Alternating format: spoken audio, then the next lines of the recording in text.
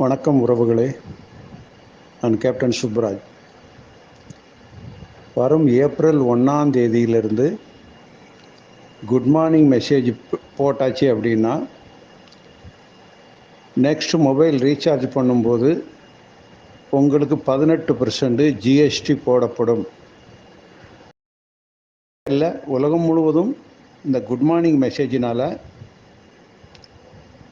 முக்கியமான வேலைகள் எல்லாமே தடைபடுது, நெட்வொர்க்கு தடைபடுது அப்படின்னு கவர்மெண்ட் அந்த டிசிஷன் எடுத்திருக்கு.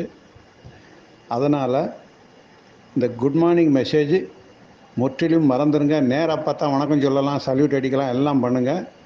தயவுசெய்து உங்கள் 18% ஜிஎஸ்டியை மிச்சம் பிடிச்சிக்காங்க.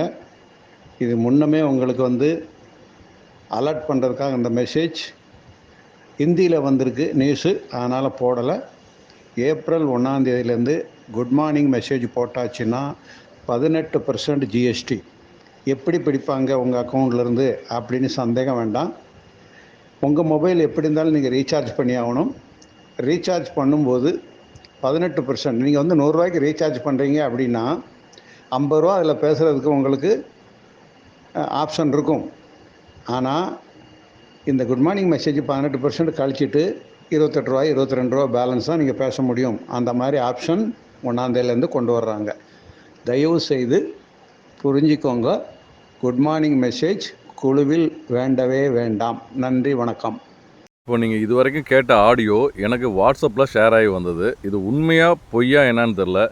நானாக என்ன ஃபீல் பண்ணுறேன்னா, ஒருவேளை அன்வான்ட் மெசேஜ் நிறையா இருக்குது பார்த்தீங்களா, அதெல்லாம் வேஸ்ட்டாக வரக்கூடாதுன்றதுக்காக இருக்கலாம். அதை தவிர்க்கிறதுக்கு கூட இருக்கலாம். இது நல்ல ஒரு முயற்சி தான். இது வந்தால் கூட நான் நல்லது தான் சொல்லுவேன். Bro, I don't care.